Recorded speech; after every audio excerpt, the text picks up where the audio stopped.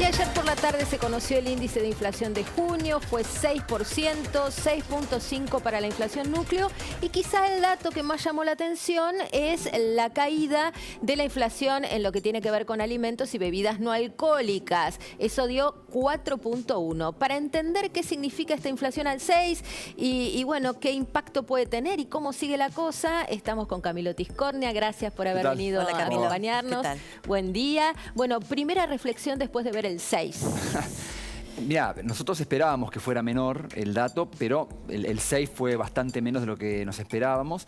Y como decías bien vos, ¿no? Está muy concentrado cuando uno descompone un poco los números en la parte de alimentos y dentro de alimentos en verduras, frutas y un poco en carne y sobre todo en Capital y GBA. O sea, no es algo que se dé en todo el país, está muy concentrado en Capital y GBA. Bien. ¿Eso qué son los controles?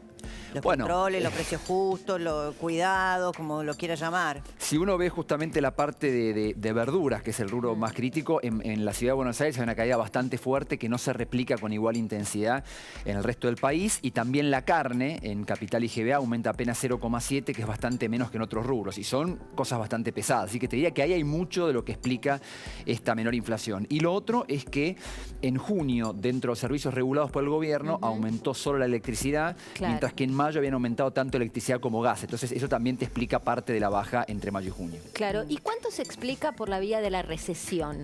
Bueno, por el ajuste por cantidad, digamos. Sí, eso obviamente también hay algo. Pero el tema es que cuando vos vas a otros rubros tenés aumentos todavía de más del 8%. En, por ejemplo, rubro con restaurantes y hoteles, equipamiento del hogar. O sea que si hay un efecto de la recesión es un poco puntual. Digo, toda esta baja está muy concentrada en eso que estábamos hablando antes. No es que es una cosa general. Y aparte en un mes, como es junio, en donde, por ejemplo, también tenés otros rubros que te ayudan, como la ropa, que se empieza a acercar el fin de la temporada, entonces se empiezan a liquidar. Exactamente. Entonces, junio es un mes que suele ser tranquilo de inflación. Por eso es que esperábamos menor inflación, pero fue un poco reforzado, digamos, esta vez. Ahora, Camilo, está claro que en su doble rol, el ministro de Economía, Sergio Massa, precandidato presidencial de Unión por la Patria, va a imponer o intentar que esta idea de una inflación que va decreciendo se sostenga por lo menos hasta agosto. Sin embargo, ustedes los economistas dicen que julio es un mes que habitualmente tiene una inflación más elevada.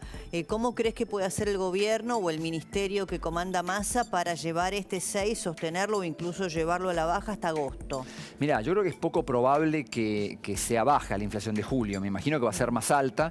Nosotros en CIT, con lo que venimos relevando semanalmente, hemos visto como una aceleración en el arranque de julio, porque todo lo que tiene que ver con el turismo tiene un pico por las vacaciones. Es difícil que eso el gobierno pueda controlarlo mucho. Ahí te diría que tal vez lo que más puede influir, y que de hecho creo que también influyó en junio, es que el gobierno viene controlando los tipos de cambios financieros, el MEP, el contado con liquidación, desde mitad de mayo lo viene interviniendo bastante fuerte con la idea de frenar todo esto, pero me parece inevitable el pico por estos rubros, con lo cual me imagino que la inflación de julio va a estar arriba del 7%, muy probablemente.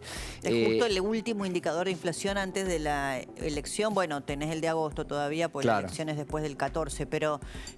¿Cuándo se conoce el de julio? Se va a conocer después de las PASO. Después de las PASO. Ah, entonces es el último. Claro, el de ayer fue el último indicador conocido antes de las PASO. Ahora, de todos modos, yo creo que también estos números, digamos, son para una parte de la sociedad en la que estamos nosotros, que estamos súper informados. El común de la gente no creo que esté pendiente de que ayer salió el IPC.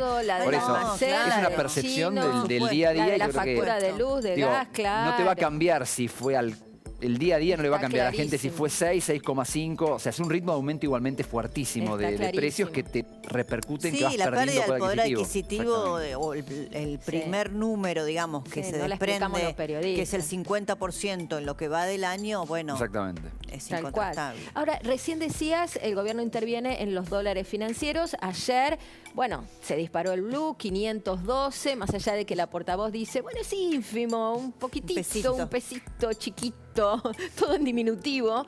¿Cómo evaluás esta disparada y qué impacto va a tener a su vez en precios? Mira, arranco por esto segundo. Cuando vos te vas a abril, el blue pegó un salto. Acordate que estuvo durante bastante tiempo en 3.90 en la primera parte del año y de golpe saltó allá a mitad de abril a casi 500. Después de ahí el gobierno lo empezó a controlar un poco más a través, no del blue, sino los otros que el gobierno controla, que son el contado con liquidación, el MEP. Y a partir de ahí, claro, obviamente ahí yo creo que eso ayudó a que se controlaran un poco los precios. Pero cuando vos ves el detalle de los precios en el fin de abril y principio de mayo, hubo un salto muy fuerte. Entonces el gobierno sabe que hoy en día, si se mueven estos tipos de cambio, tienen impacto en la inflación. ¿Por qué? Porque como está muy cerrado el acceso a los dólares oficiales, cada vez más empresas tienen que ir a los dólares financieros. Entonces, los precios que ponen en el mercado interno quedan ligados a esos tipos de cambio. Y ahí el tema es que, con la falta de dólares que hay, es complicado controlar. Y por eso lo que estamos viendo es el blue ayer saltando y despegándose de los otros financieros que el gobierno controla más. Entonces, es muy difícil manejar todo en un contexto de falta de dólares. Sí, y bueno, en un contexto de falta de dólares y de el tema del Fondo Monetario, que hoy ofrece un gran signo de interrogación, ¿no? Sí, el acuerdo con el Fondo Monetario es algo que ha generado alguna expectativa, digamos, a nivel financiero, ¿no? De que, digamos, si sale, es lo mínimo que tiene que pasar para estabilizar un poco la cosa en la proximidad de las elecciones. Bueno, no está saliendo el acuerdo con el Fondo Monetario y por eso hay bastante nerviosismo. De hecho, si vos ves más allá del dólar blue, ves, por ejemplo, la bolsa o los bonos, hubo una recuperación muy fuerte durante todo junio. Creo que suponía eso, que se cerraba un acuerdo con el Fondo Monetario, y cuando esto entró en duda, ves que esto se ha parado un poco ahora. Claro. O sea, es clave porque hay pocas reservas. De hecho, lo que los economistas llamamos reservas netas, que es una estimación que hacemos, son negativas. Así que quiere decir que al Banco Central le faltan dólares en realidad. Ahora, pensaba en esto que sumabas, que es el proceso electoral, ¿no? Que tiene una suerte de doble impacto. Por un lado, hay una suerte de tendencia a refugiarse en el dólar por la incertidumbre que impone, y por otro lado, emisión monetaria, porque empezás a ver el plan platita, ¿no?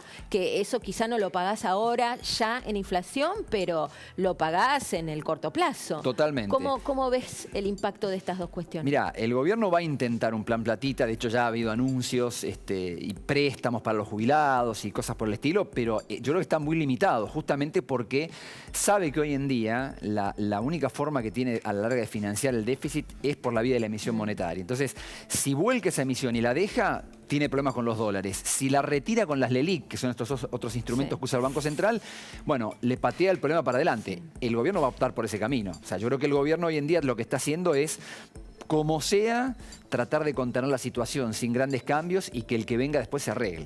Dios, la bola del ELIX. Me acuerdo de Giacomini cada vez que alguien dice el ELIX. Gracias, Camilo. No, clarísimo. Gracias por ayudarnos a entender. Muchas Camilo gracias. Tiscornia. Bueno, vamos a cambiar de tema pidiéndole a Emi que nos cuente de esta